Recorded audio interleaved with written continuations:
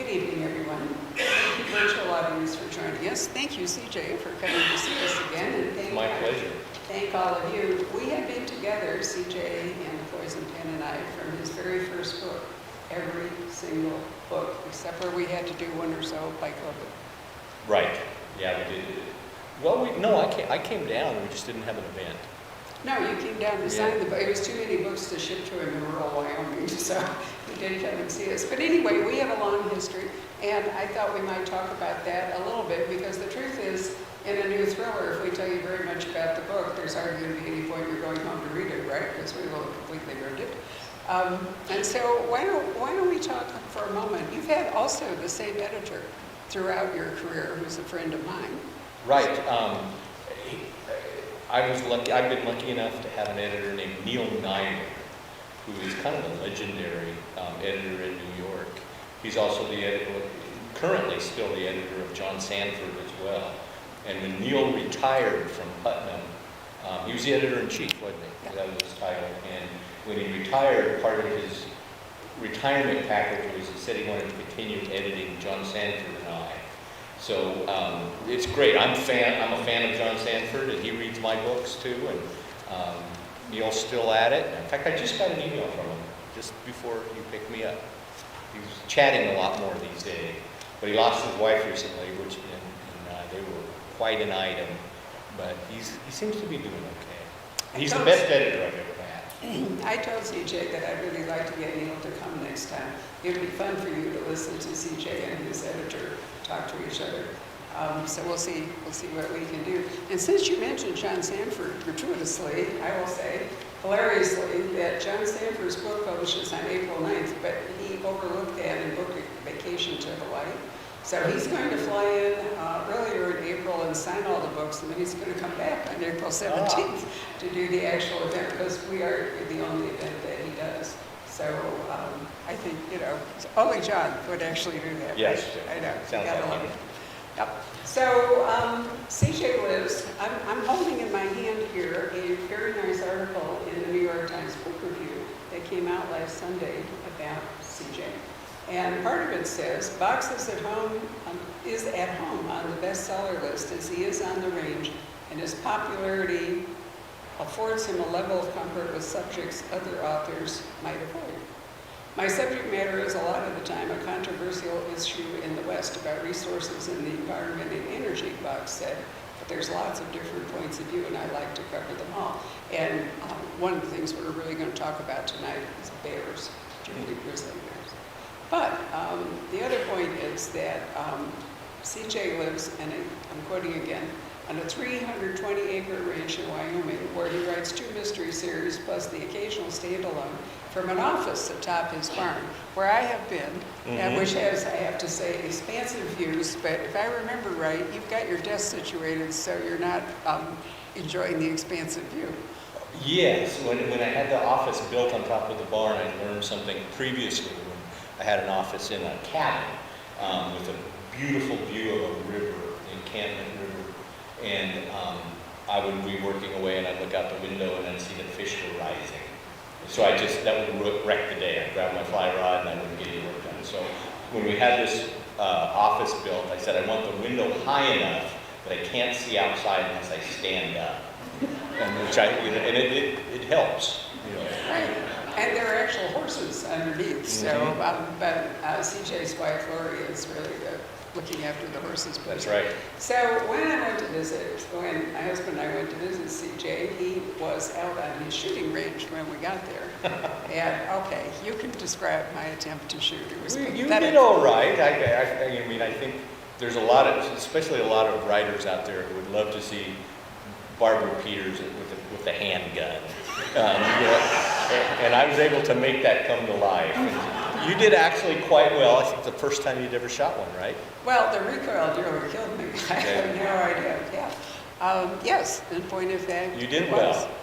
And then my husband surprised me, because it turned out he was actually able to do a little skeet shooting, which was a new facet. So it was a revelatory day all the way around. We do a lot of shooting. You do. The other great thing that happened, and I put it on Instagram, but I don't know if anybody could find it anymore, the only tornado I have ever seen appeared while we were at CJ's, and we all went out on the balcony and watched it right across the road. Remember, Yep. traveling along? The only tornado we have ever seen where I live was at the same time that Barbara was visiting. So you can draw your own conclusions. Very true. Well, anyway, it's wonderful fishing country where CJ lives, but what we're going to talk about tonight, and by the way, I meant to say that I do think it's a great compliment to your success and your skill that the New York Times has spent an entire column not writing about the book, but just writing about you. I was kind of surprised myself. I just expected a hit job of some kind, and it was really quite nice, and I thought very fair.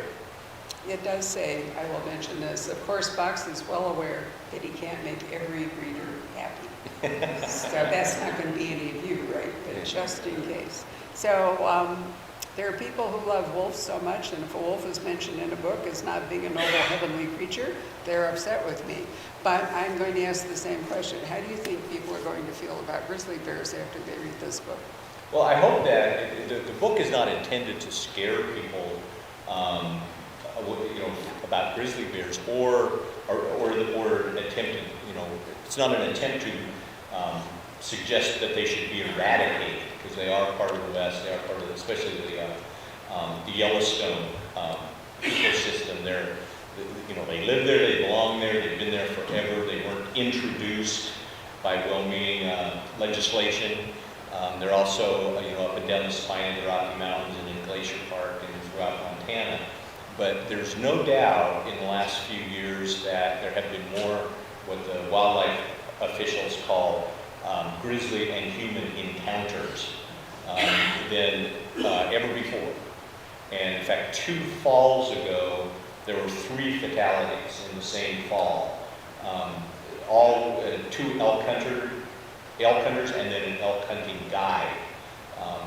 And the attacks, 2 of them would be considered justified in a way, because the hunters inadvertently crossed paths with the grizzly between a sow and her cubs. And when that happens, that happens. That's weird behavior. But in one case in particular, a sow grizzly bear and her mature yearling cub, male, charged out of the trees at an elk hunting guide, and the elk they had just killed, and we just ran straight towards them and never stopped. No bluff charges, anything. Went after the guide, killed him on the spot. The client was able to run away, and the bears, that's not normal bear behavior, but that's what happened. And the predator attack team, which is a real thing in Wyoming, it's almost like a SWAT team for large carnivores. They arrived by helicopter at the scene of the death, and the 2 bears were still there, standing over the top of the body, not eating it, not catching it, hiding it away, standing as if they were guarding it. And the bears actually attacked the helicopter as it was landing. And they were able to, over 2 days, kill those 2 bears who had never been identified before, marked, collared, anything. No one knew about these bears.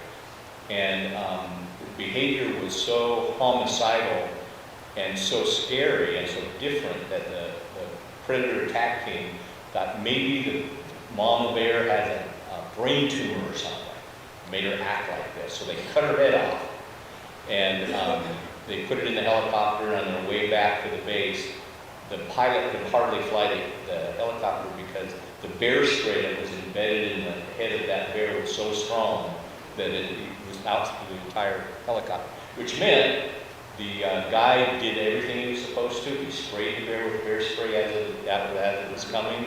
Didn't deter the bear one bit. The bear continued. In fact, it actually bit a hole in the bear spray can, and it was covered, but stayed there the whole time. So that kind of weird behavior doesn't happen often, but when it does, it's really scary. So how fast can a grizzly run? They can run 45 miles an hour at a sprint. They can outrun any horse, any man, certainly. They can't do that on a sustained way, but in a sprint, they're incredibly fast. They're like a freight train. And often what they do is what they call a bluff charge, where they run within 10 feet of you and stop. You know, and if you haven't had a heart attack, then you have to decide whether there's two things that the experts tell you. One is to make as much noise as possible and jump around. The other is to roll into a fetal position on the ground and not move. So you have to make a decision at that moment, which one do I do? And I don't know which one is correct. Well, the one that works. Whatever works. The one that works is correct. So I mentioned that because when we were in Wyoming en route to see CJ, we left Jackson and went up into South Yellowstone. And there was a sow with 2 cubs. And they were in a field and near a parking lot. And people were getting out of their cars and strolling on over, to do this. And I wonder to what degree by now with, Instagram, AI, all the rest of it, whether people think they're really at the zoo rather than, in a dangerous situation. And I will underline that by saying that some years ago we were on a safari in South Africa, and the guide that picked us up after we seen our 5 big animals and all the rest of it was driving us to Johannesburg to take Ropus Rail back to Cape Town. And we passed through a village, and he said, you might think, he said, that the fences and all the rest of it are here to protect the people from the animals. But he said that is not the case. They are now here to protect the animals from the people. And an elephant apparently had managed to break his way through the fence and walk towards the village, and by the time the rangers got there, there was nothing left of the elephant. I mean, nothing. So, I think that's true. As humans, that it's a really tough thing to decide whether how humans and animals, especially large carnivores, although the elephant wasn't, are to interact. Mm-hmm. It is, and some of the. I was thinking that when I was doing some of the research for this book, I talked to some of the medical personnel at the clinic in Yellowstone Park because they would often be involved in bear attacks and maulings or whatever. And there were sometimes just like a bear will just swipe at somebody, and those claws are huge, and they would stitch them up. And I said, and they said, but the most common bear-related injury that they get in the clinic is when people buy the can of bear spray in the gift shop and apply it like suntan. Spray themselves down before they go out, and then of course they collapse in a heap and they're taken to the clinic. I'm sure you could do something with that in the book. I did mention that in this book. Oh, it's too good.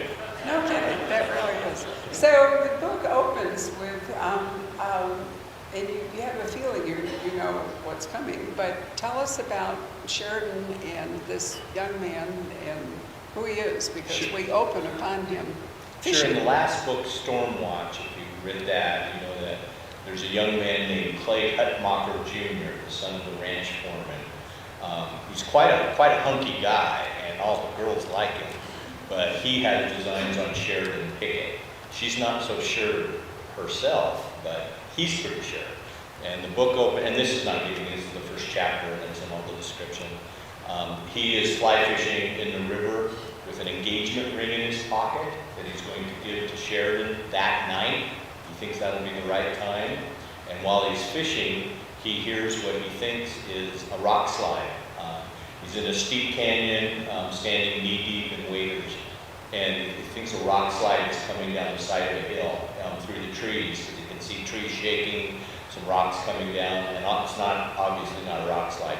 It's a grizzly bear. And the bear hits the river and comes straight towards him.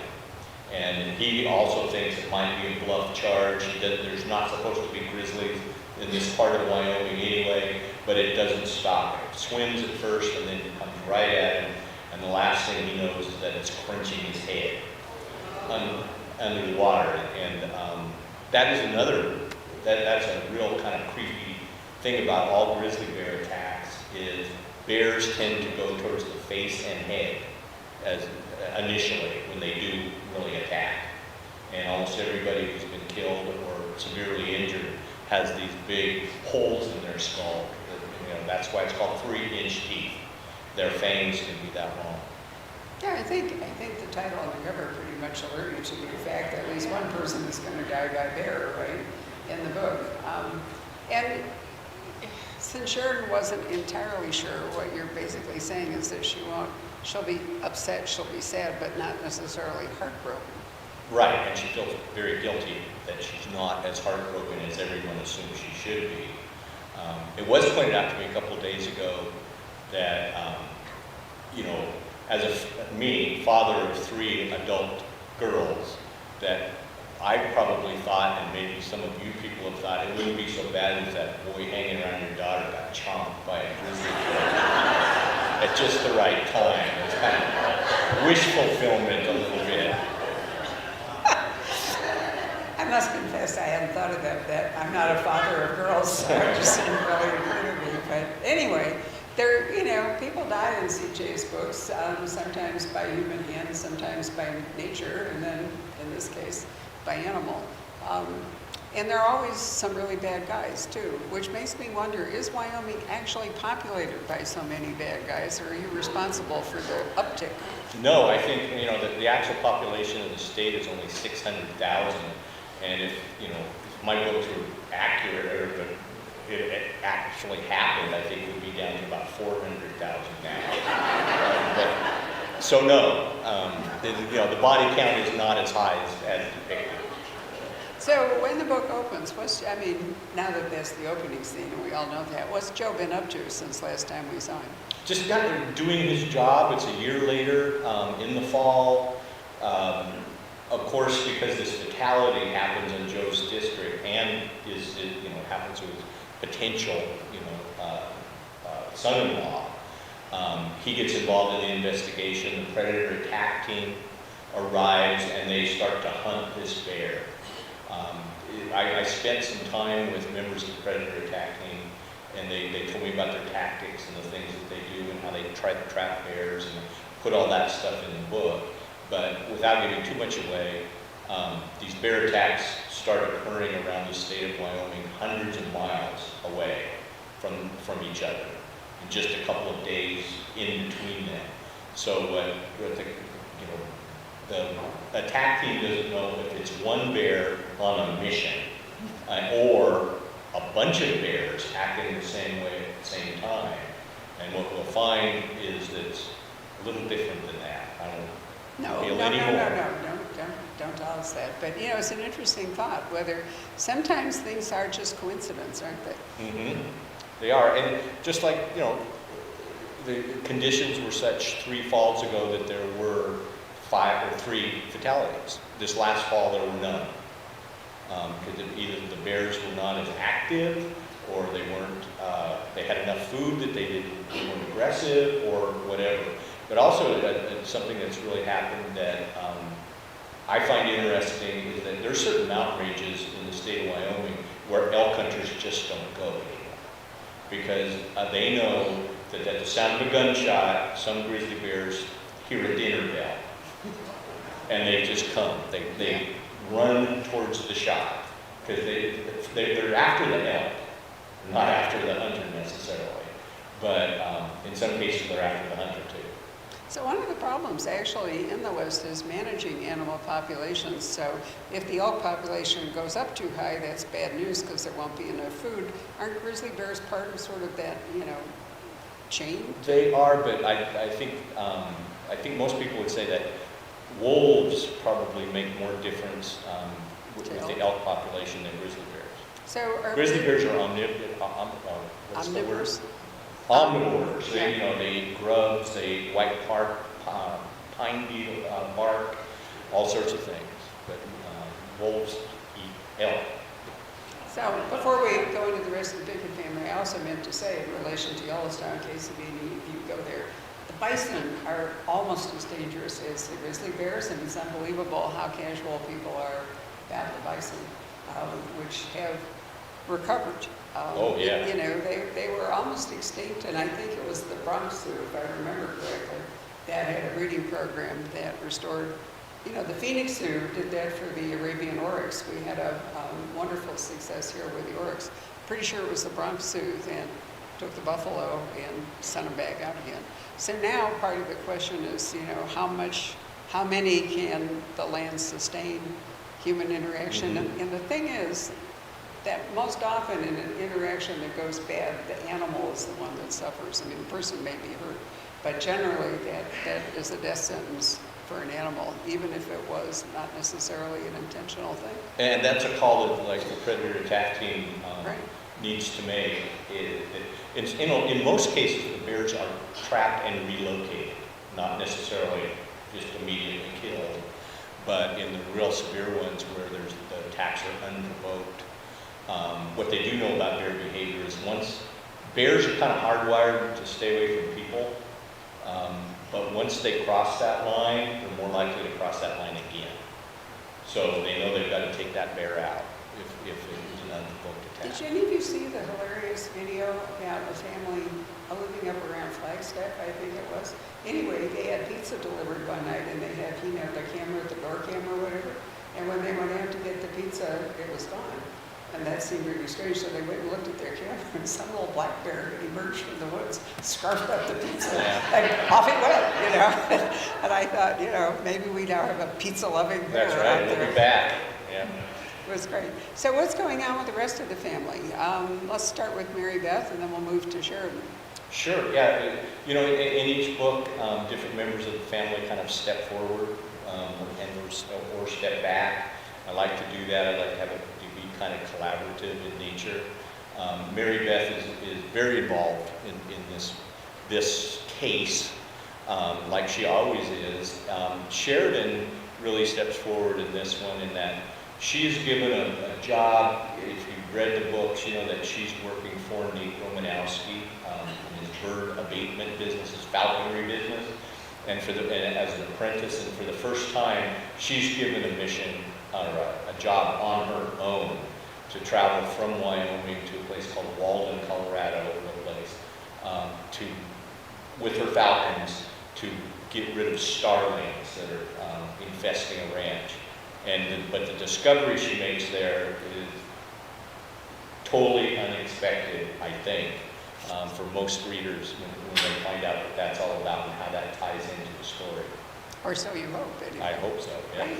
And if you think that's an exaggeration, my husband and I, we were running Poison Pen Press, had an employee who took up falconry and left our employment to start her own pest agency using her falcons, and is hired by most of the resorts around the valley to fly the falcons and keep the pesky bird population down. And it's especially difficult where you have, food eaten out in the open and lots of, anyway, so there are falcons as we speak here in Phoenix on the attack. Hopefully just for birds, but, that's what they are.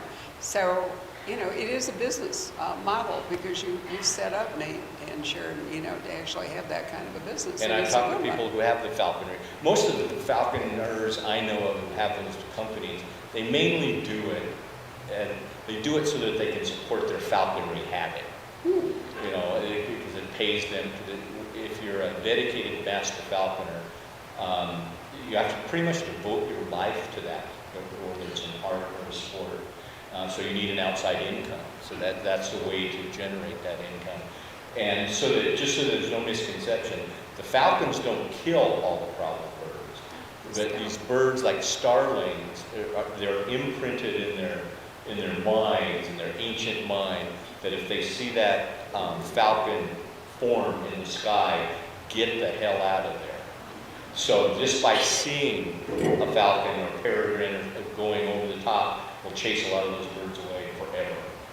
Some of you may have heard me say this, but some of you are new. But excuse me, some years ago, we went to the Sharjah Book Festival, which is one of the Emirates, and one night we were all invited out to have a dinner and the whole bit out in the desert. They had tents, they had carpets, they had food, the whole bit. It was great. And we were sitting with a Swedish publisher and a Turkish publisher, And I looked over and I saw that one of the displays for everybody's entertainment was in fact a falconer. He had on the big, leather thing, and he had the bird and all. And so I thought, okay, CJ, Yep. I'm gonna give this one a shot. And so I did. I went over, and he was really nice, and I got to put on the gauntlet and hold up the bird and the whole bit. And it was really exciting to watch that bird fly, but even more exciting that he came back. Mm-hmm. Yeah, and that's one thing with falconry is that no one's ever guaranteed that bird is going to come back. Right. They can just fly away, and sometimes falconers will spend years, not so much training as working with a falcon, and then it'll fly away. And then there's sometimes where 2 or 3 years later the bird will show up again. And so it's really kind of a mystical, interesting thing. Birds in the Wild. Did any of you read the obituary today of Flacco the owl? Do you know who I mean? He's an owl. Somebody cut his enclosure at the Bronx. I think it was the Bronx Zoo. Anyway, he was able to escape the zoo, and he's been on his own in the wild for a year in New York City. But he apparently crashed into a building. Owls aren't really meant to live in urban canyons, and died. And the Times wrote a huge obituary to Flacco the owl. He had, camp people really followed him. The idea of because they're predators. Mm-hmm. A predatory bird on the loose in New York City was an exciting thing. And it's sad that he died, but apparently he never wanted to go home because he could have, and they tried to catch him and he resisted. Right. That's an interesting little sidebar to that. Is that falconers kind of look down on owls. Oh, no. They like other kinds of falcons. They think owls are stupid. But people love owls, so therefore. They have great faces. They have great faces because their eyes are in the front, so they look more human. Yep. There are owl sanctuaries. I've been to one in Wales and one up on the Columbia River. You're right, they do have a sort of a tug. So, Sheridan, Mary Beth, who else in the family is involved in this book? It's primarily Mary Beth and Sheridan Okay. in this one. The other two girls are largely absent, although Nate Romanowski certainly plays a role, as well as his wife Liv and their new little girl named Kestrel, Kestrel is the smallest of all the falcons. That's the name there, and they're all involved in this book. It's hard not to give things away. Yes. So that I'll just say. Let's leave it at that. Yeah. Yes, definitely so. So, in your books, from time to time, bad people return. So in this book, you do bring back one of the baddest of all the people you've ever written about. So why don't you start by reminding us who he was in the book that he first showed up in? Sure. Dallas Cates, ex-rodeo champion, comes from the Cates family outside of Saddle String. Over several books, he's involved. He's a bad guy. But his mother's worse. His mother's even worse, and he's got two brothers, and a sister-in-law, and they're all bad. And over the course of many books, the entire family is wiped out through different circumstances. So Dallas Cates is still in prison until this book, on kind of trumped up charges, because Joe Pickett and the other law enforcement want to take him off the street, wanted to, but they couldn't really pin the worst things on him. So they kind of, like I said, trumped up charges a little bit just to get him off the street and into prison in Rollins. And it's in this book, Dallas Cates is released. And as he is released, he has 6 names tattooed on his skin. And that is the list of people he attributes to ruining his life, killing his family, losing his property and his reputation. And of course, Joe Pickett is one of them, and so is Nate Romanowski. So grizzly bears and Dallas Cates, it can't be good, right? All things considered.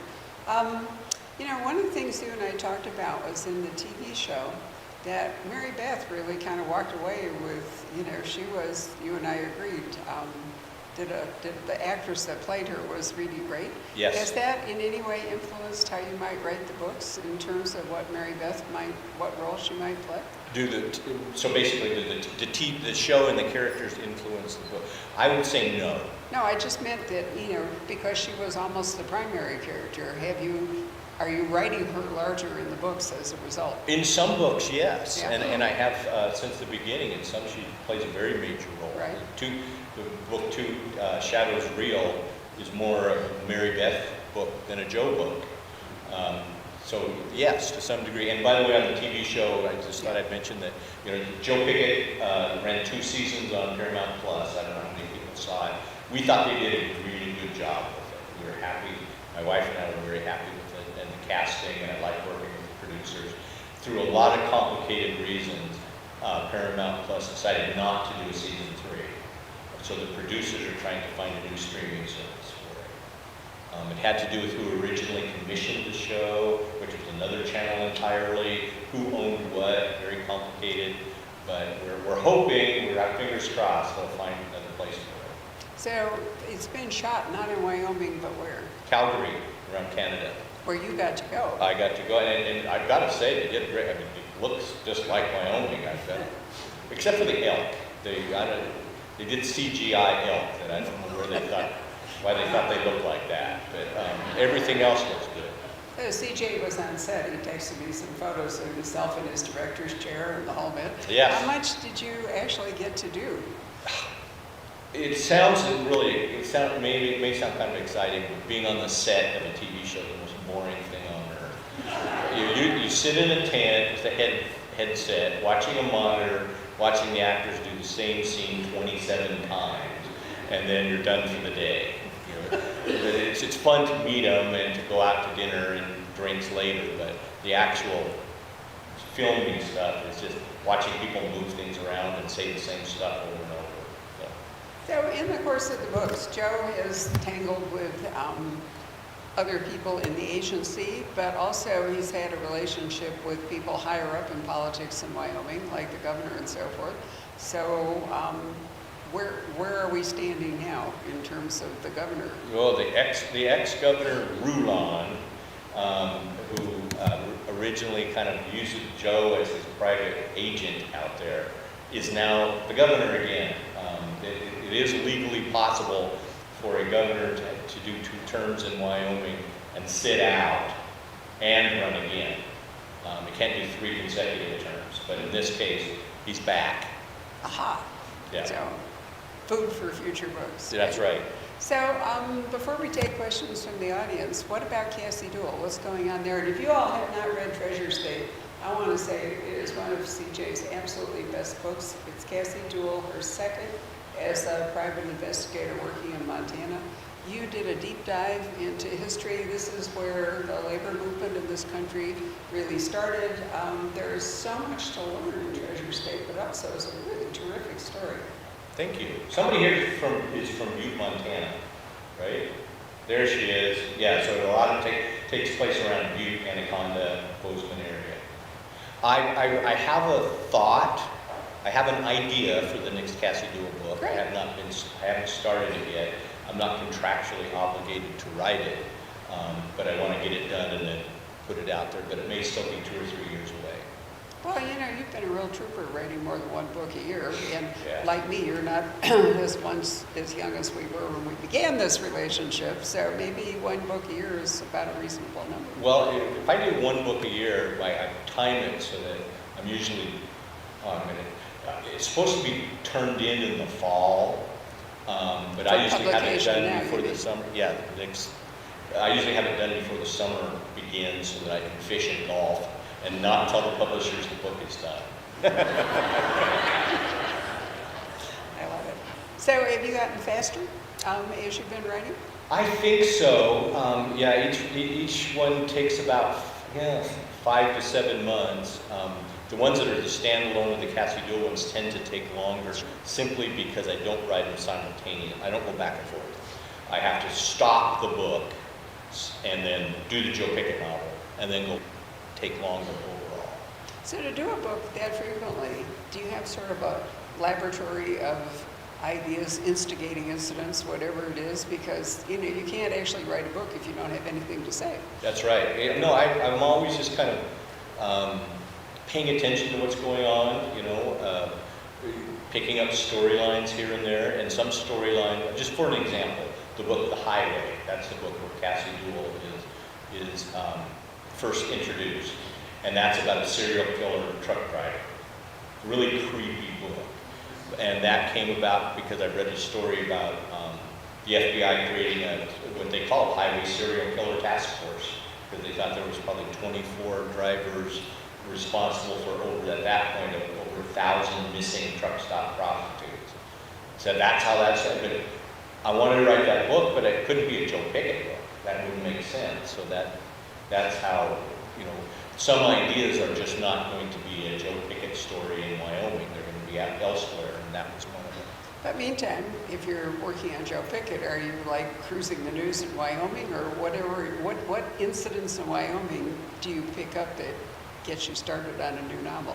Do you have a backlog of them? I do. It's usually a news story or something I overhear people talking about in the post office or in the grocery store, or I like to write about contemporary issues that really concern people, and then expand it into the novels. And this book is not only about the bear attacks, but also a little side venture into called Corner Crossing, which is resource-based. That in Wyoming, there's checkerboards of public land that were established when the railroads were there. So every other mile is public land, every mile, and the corners of the public land touch, sometimes through very big private ranches. And a few years ago, because GPS systems are so good now, some hunters figured out that they could bring a little ladder and put it right on the corner and cross over the ladder and just keep on public land deep into the heart of someone's private ranch. And so that's been big court cases, and it's been a big deal. It's not resolved yet, but I included that in the book. What kind of feedback do you get from your fellow Wyoming citizens about your books? It's generally pretty positive. I don't get bad feedback. I'm amazed how many people read them in the state, and and how all the politicians do, and because they all think they should be portrayed in the books. And a lot of them are in there. I do this thing where I give away. I think a lot of authors do this. To fundraisers, I give away your name in a CJ Box book release, and the highest bidder for a good cause can have their name or namely designated in there. And most of the politicians in Wyoming have their names in the books, but I always make them thugs. And I tell them ahead of time, you're going to be a really bad guy. And they go, oh, okay, that's great. That's true. It was actually a great fundraiser for charity, but I remember years ago I was reading along a book by an author I won't name, and ran past the license plate on the car came into play, and I whipped right past it, and it looked very familiar, so I paused, I went back, and I thought, that's my license plate. So I wrote to the author, and they said, well, I didn't think you might have, it was a different state, same number, but different state. So, and that actually can be a real problem in terms of if an author makes up a phone number and people think it's real, and it turns out to be a real number, which it probably will be because there are only so many. It's that kind of thing is easy to happen. It is, and it often always needs names. You always need new characters. And that's a good way to get them. We started this conversation, I'm talking about Neil Nyman, the editor, who also edits John Sanford. And John Sanford has a character, he was in a lot of books named, if you've read a book, his book, a fellow cop named Dale Capslock. Dale Capslock. And I mentioned to my editor, Neil, I said, I know where he got that name. He looked at his keyboard. Delete caps lock. And Neil never knew that. He said, oh my God, all these years. So, it actually is something that comes up quite a lot. We have these discussions, people often ask about naming, and you can't really reasonably give somebody a name that would almost never be encountered in Wyoming, right? Mm-hmm. For example, there's a large Finnish population in Minnesota, but probably it's pretty thin in Wyoming. It is pretty thin. So you'd have to make up your mind, or at least pay attention. You wouldn't want to give somebody a name that doesn't resonate with the state and the story. Right, and sometimes the people who win these names in the book have such outlandish names that I'm almost embarrassed to put them in the book because they sound fake. You know, a few books ago, there was an FBI agent named Sunny Magazine. Like, come on. That was her name, you know? Blame her parents. Yeah. Right, indeed. One other thing I wanted to mention before we open it up to questions, you might have noticed there's a little book out in the front, and it's a profile that CJ wrote, and I thought there were a few paperback copies left as we came in. There Tell us a little bit about the profile. Sure. Fellow bookseller and publisher Otto Penzler has a mysterious bookshop in New York, and he, over the years, has asked authors to do little profiles Of their characters. their main characters. And he'd been asking me to do Joe Pickett for years and years, and I've been putting him off. Then finally figured out a way I could kind of do it that I was comfortable with. And I just saw it for the first time here. I've not yet gotten a copy. And in it, Sheridan is interviewing her dad about different things. So you can learn a lot more about Joe Pickett and his upbringing and Sheridan's interest in him. So, I mean, it's not supposed to be an investigation. No. It's supposed to be just a little amplification of Right. Joe's character, right? Mm-hmm. Yeah, so I think it's a really interesting idea. So if you like that, I think we still have a few copies left. So anything else you'd like to say, or should we open up to questions? Happy to answer questions. All right, it's up to you to call on them. Yes, sir. I have a mechanical question to ask, and that is, as you have all these characters in your writing, how do you keep them separate? You have sticky notes or something, or how is it that you manage the characters so you don't have them doing things they shouldn't be doing at the wrong time? Sure, good question.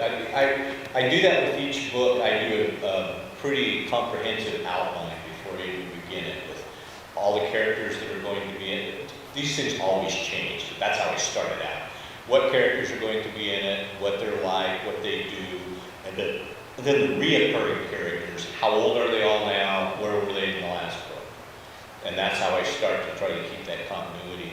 I have assistants from all three of my daughters and my wife. When they read the manuscript, they'll say, you had this, you know, the taxidermy shop was on Main Street, now you say it's on First Street, which is it kind of thing. But there's a guy in Denver who's an ex-engineer, and on his own, which astonishes me, has built a database of every single character name in every single book. And each year he updates it with the current book. And it's now a searchable database, and I go back to it all the time. When was this person introduced? How many books was he in? What were they doing? So that's really helpful. And his wife thinks he's nuts, and I kind of do too, but it's really helpful. Yes, sir. In the last Casadillo book, we introduced April. Right. We contributed more to the combination of Joe Pickett and Casadillo in Photo Manuscripts. It's possible.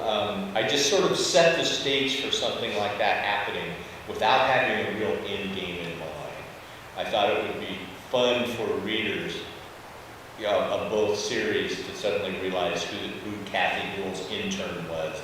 There's this little cowgirl from Wyoming, and we know it's April. And that was fun to do that little crossover. They made both. I've got two different publishers, made them both a little nervous. You know, what's he up to? And I don't know what I'm up to, other than I thought it would be interesting. Yes. Thanks for coming and talking to us. I have two questions. Sure. Will Missy ever get her justice or Thank you. and two, will Joe Pickett ever get fairly adequate for this? Well, first, to answer the first question, I kicked around the idea of Missy versus a grizzly bear. I wasn't sure who would win. So she's not in this book. So I don't think that far ahead. I don't have any game on that. And as far as the pistol thing goes, I like the idea of Joe Pickett just thinking he never probably will ever have to draw his gun in anger again. So, you know, he's adequate with it, but he doesn't spend a lot of time with it. A few years ago, I was doing research for a book, and I went to Montana, and I was going to do ride-alongs with the Sheriff's Department in Helena, Montana. And when I landed there, the first thing they did was they took me to their range, their gun range. And, you know, started showing me how to properly fire all these guns. And I said, guys, I can shoot. It's Joe Pickett who can't shoot. You don't need to do this.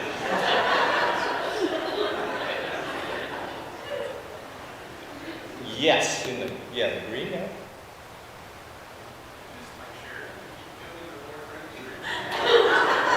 What was that? Do you dislike Sharon as much? You keep killing boyfriends or injuring? You keep killing. Oh Sharon's yeah, well boyfriends this and book, injury. no, I like her. That's why I want to keep her pure.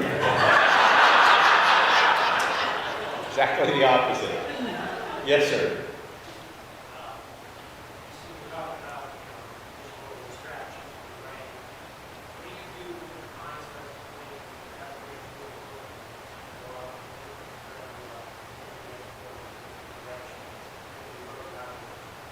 Oh, when I depart from the outline, sometimes I really welcome it.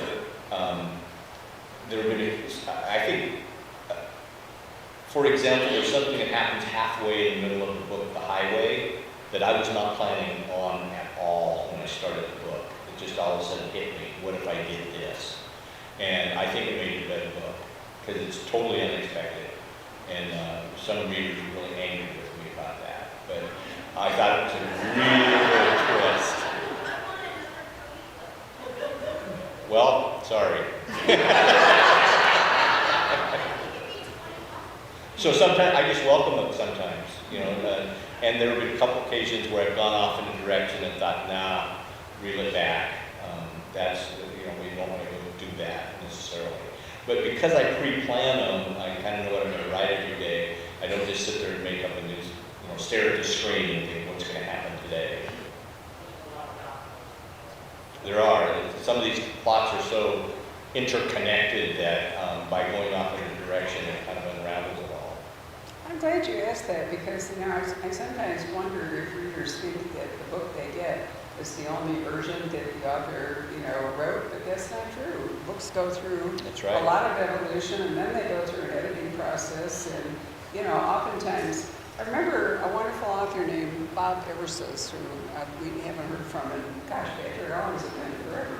But he once said a thing that I often quote, which I think is totally true. What he said was that every book exists in three forms. First, there's the form in the author's head that's absolutely perfect because he hasn't written it yet or he's only writing it, and so it's like the platonic ideal of the book. Then there is the book that the author actually writes and is published, which is rarely exactly like the first book. But most importantly, the third version of the book is the one that each of you reads, because each of you reads a book differently. You bring your own experiences, your own likes and dislikes, whatever it is, to the book. And that's what makes talking about books, I think, really interesting, Mm-hmm. you know, is that although there are common plot threads that we can't disagree on, how that's interpreted. I mean, are you on the grizzly side or are you on, you know, the other side? You know, are you pro-Missy or you're anti-Missy? Mm-hmm. Whatever it might be. And so, you know, I think that's one of the things that makes it so much fun to get together and talk about books, is this kind of different perspectives. It of is. looking at it. Yeah, I agree. Yes? As it's a process question, say you have your outline. Do you write in the order of your outline, or do you jump around? I don't want to jump from one scene to another scene to another chapter. I do both, really. Sometimes when I have, because I often do, you know, several plots, several narratives in a book from different perspectives. And sometimes I will write them all connected and then chop them up for different chapters. But generally I write from page 1 to the end without doing that. Generally. Yes, yeah. Yes, you. I read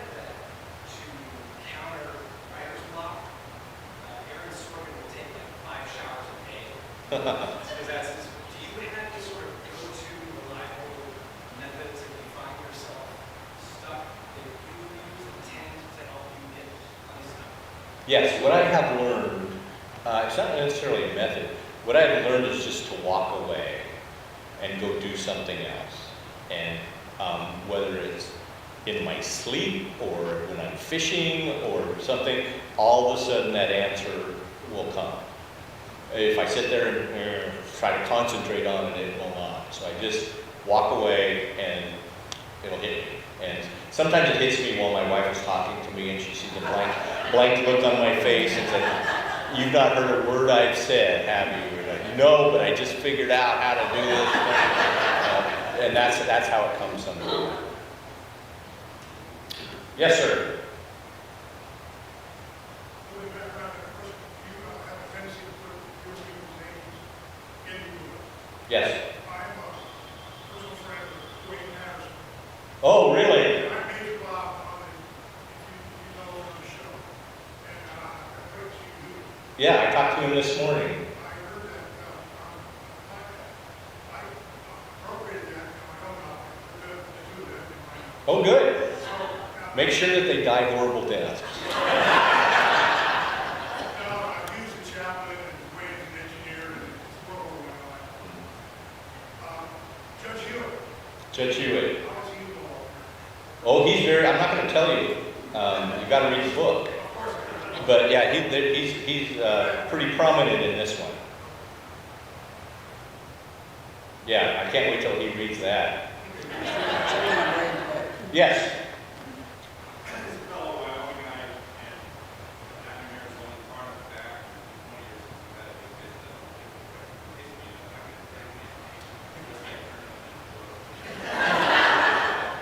I appreciate what as far as some of the days and Thanks. it's also kind of disconcerting to get fun to read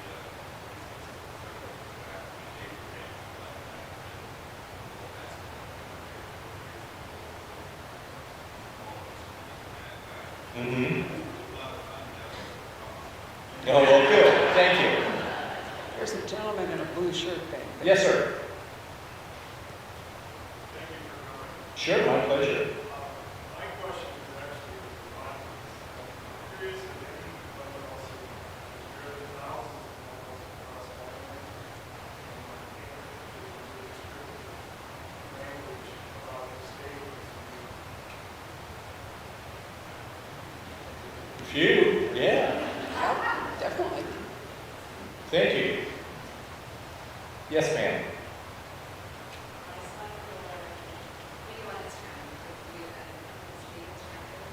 Oh, yeah.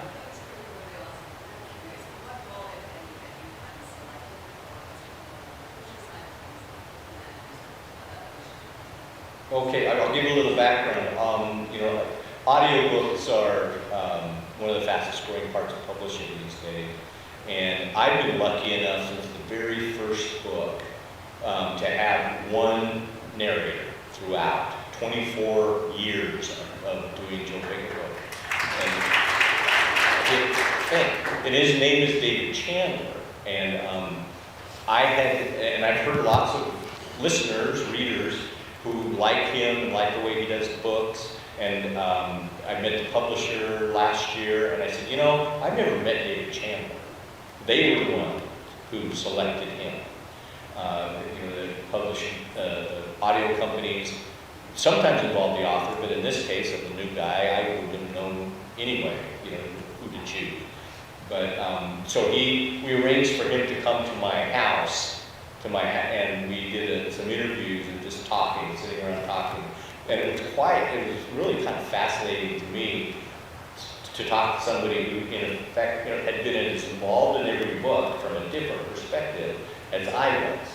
And I asked him a lot of questions and things I'd always wondered. I said, when you introduce, when a character is introduced and you give them a certain voice, do you regret that voice you gave them 20 books later when they're still in there, or are you happy with that? And those kind of questions. And it was a lot of fun, and those were all videos that were shot and put on Instagram and Facebook. So thanks. hope he stays around, you know? Yeah. He's older than I am, so you never know. Yes? Do we expect a pickup truck to be destroyed this fall? It's always possible, but it's not guaranteed, you know? CJ Box and Janet Ivanovich somehow or other decimate the automobile industry That's every right. time. I know, it's so funny. Your books are so different, yet they have that common thread. Yeah, a lot of wrecked cars. Right? Indeed. Anyone else? Way over there, In the back there. and then over here.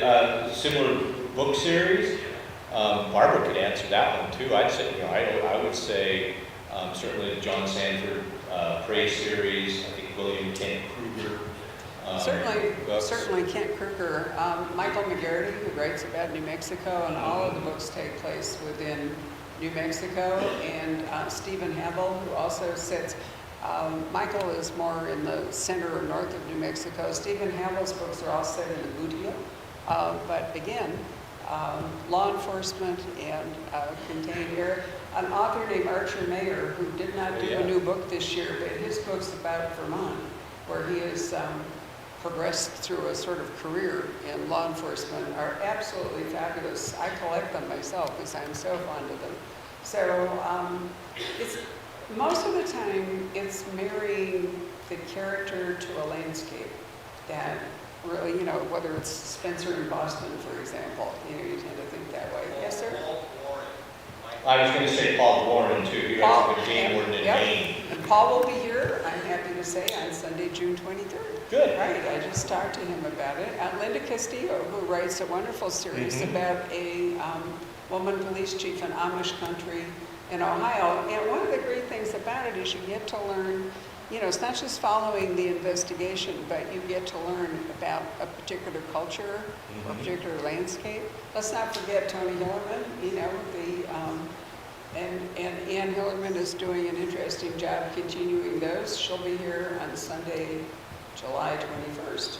I might be the only person you know who can tell you what day of the week a date falls on, because we are actually booked into September now.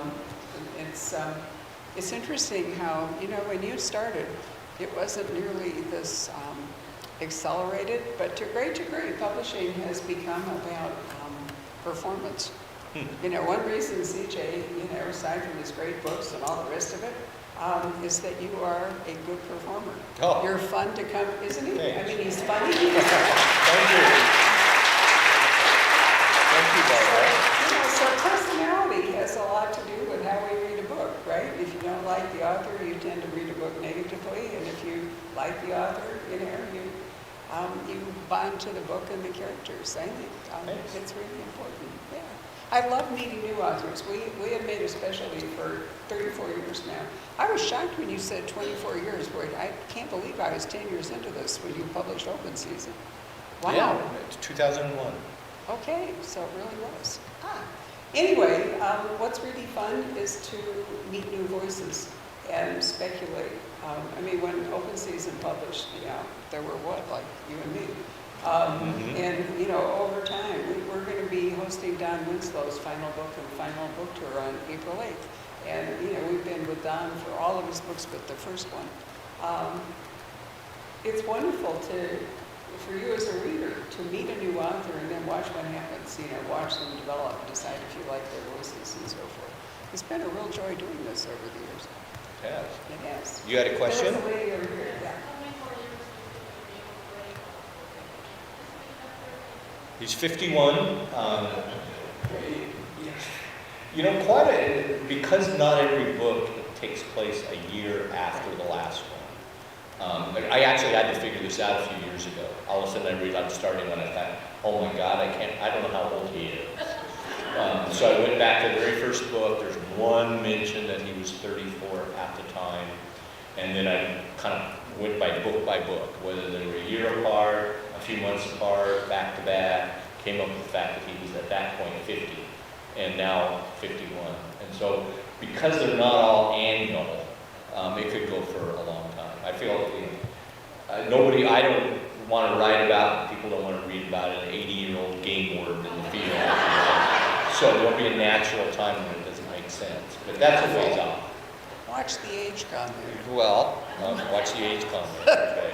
Right, so you probably have noticed that in crime fiction in particular, dogs live forever. I mean, hardly any dog, dies at its allotted time. I've killed a few. Well, no, but I mean, if the dog is kind of a character, the dog tends to oftentimes can outlive the rest of the cast. That's great. Right, so one more. Here we are. Yes, sir. So your last book, you talked about going to Baker City. You're pretty accurate in your drawings of that, or you went to Portland. Did you know you were going to Baker City and to Portland, and did you add that, or were you visiting in that area and said this would be great for the book? No, I plotted it out. I thought it would be great for the book. And for me, I never write about a real location without having been there, or going there. It just, even though I may not go on and on in the description, it's so the location gets so set in my mind that I feel like I can do that. So I always find it important. I never go to Google Maps for a location. I go to the place. So thank you. You bet. Anybody else? Yeah. Sure, my pleasure. For the last 10 years, I have been unable to miss my life to read about animal. Sure. However, I don't remember the Netflix or other streaming services did like the Joe Pickett show. Paramount Plus. She actually enjoyed it. Good. The question is, do you have another one in the works? Another TV show? No. Not to say it wouldn't happen, but I've written 2 series, Cassie Duell and Joe Pickett. Both of them have been TV shows, so I'm not sure what another series would be. What's that? She's not giving up on Cody Hoyt. Oh, Cody Hoyt. Well, It could no. be a ghost series, right? Back from the Dead. That would be a very short series in one episode. So if you all have asked all your questions, I would like to ask you a question because we've been doing this forever. And we just sort of picked arbitrary times to start our events. And part of the reason that we do ours at 7 is because of the driving conditions in Phoenix. You can't hop on a train and, the traffic at rush hour is not very wonderful to navigate. So we've been doing 7 for years. But this tonight, we're here at 6. So was that a hardship? You could just, I'll ask for a show of hands. How many people found that 6 was just a bit too early? Not so many. Oh, okay. So does that mean that, given the author, you'll come out regardless of the conditions, the time and all that?